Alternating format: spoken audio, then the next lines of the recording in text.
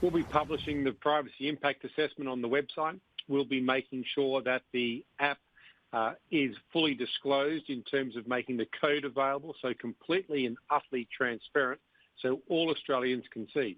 Remember, this is simply digitising a manual process. Right now, if you contract coronavirus, state health authorities manually sit down with you and ask who you've been in contact with and when. And it's hard to remember. The digital app simply digitising what is already going on manually. Will that information be available to police? No, it will not. The information about whether you've been within 1.5 metres of another person with the app for more than 15 minutes will sit on your phone encrypted, and that will only go to state health authorities once you are confirmed positive for the virus. It'll only be used by state health authorities. Commonwealth agencies will have no access at all, nor will any other agencies, just state health. So it could never be used in a court of law? The intent is this will only be available for health authorities, not for any other purpose. But intentions can change?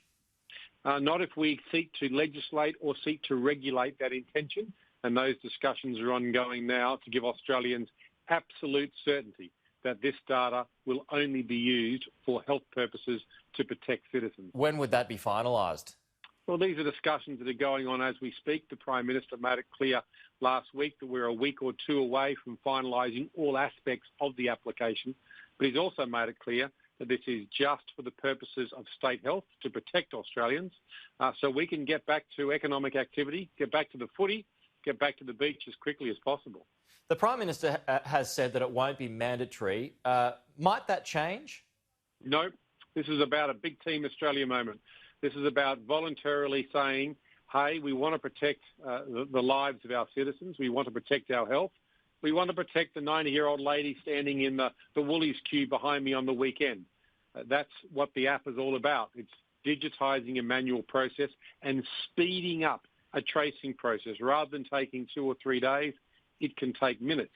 And that'll allow us to get back to work quicker, get back to church quicker, get back to the beach quicker. Well, I mean, it's so important, continuing to flatten that curve. Why not just make it compulsory? Because we think Australians will rise to the challenge. We want Australians to voluntarily lean in to protect their own lives and those of the lives of the citizens around them by ensuring tracing happens quicker. And we think Australians will do it. And we're going to back in Australians right now on this. We're going to back in Australians that they'll want to quickly move forward to get back to economic activity. Just not including Barnaby Joyce?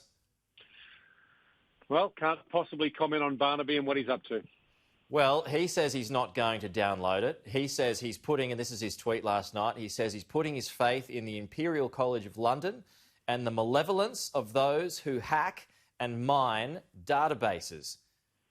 Has he got a point? No. That's it? Yep.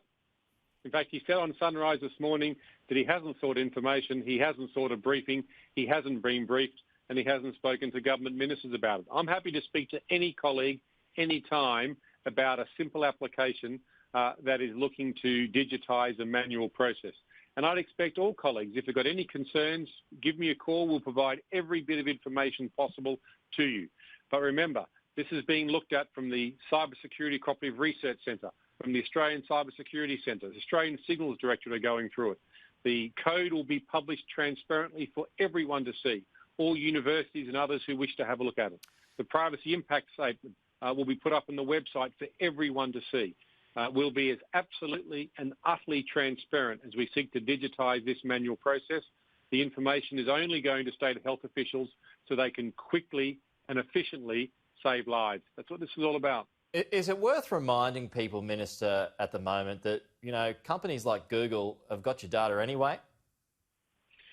Well, they do, and of course, if you go to the Sky News site, website, you'll be sent off to 15 or 16 different locations where data is collected, and you'll collect 10 times more data than this app will.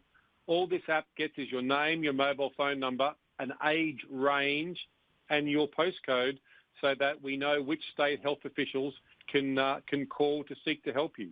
The amount of data that our media channels collect on websites is extraordinary. The amount of data this application will collect is very small. It'll reside on your phone It won't go anywhere unless you contract the virus. And of course, when the pandemic's done, you just delete the app and all the data disappears, and then I'll delete the secure government store and get independent third-party assurance that that's been done. I guess, Minister, I mean, it all comes down to trust. And, you know, the critics are circling at the moment. They say that your government has got a real problem with transparency. It's got a real problem with trust. So for that reason, might that come back and bite the government here? Well, that's why we're going to show the source code, actually show the app. People can actually look at how it's built.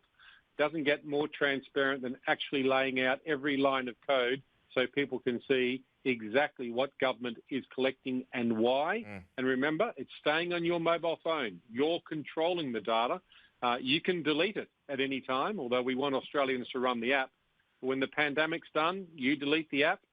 We'll delete the data store and get independent assurance of that. And that way people can have absolute guarantees and absolute assurances. OK, I mean, you need 40% of people to take this up for it to proceed. What's your confidence level at the moment? You know, if it's a Team Australia moment to keep the sporting theme running, what are the odds of this proceeding? I think the odds are pretty good because Australians want to get back to the footy.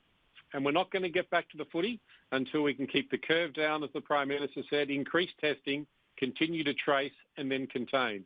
So this is a core pillar, this app, which is about augmenting the current manual processes, not replacing them, just augmenting, speeding them up, making them quicker. And if we can do that, we can get back to the footy quicker, we can get back to the beach, millions of Australians can get back to work and families can get back to economic life. So I'm betting right now that Australians will want to do that and we'll all pitch in together to make it happen. OK, just one more issue.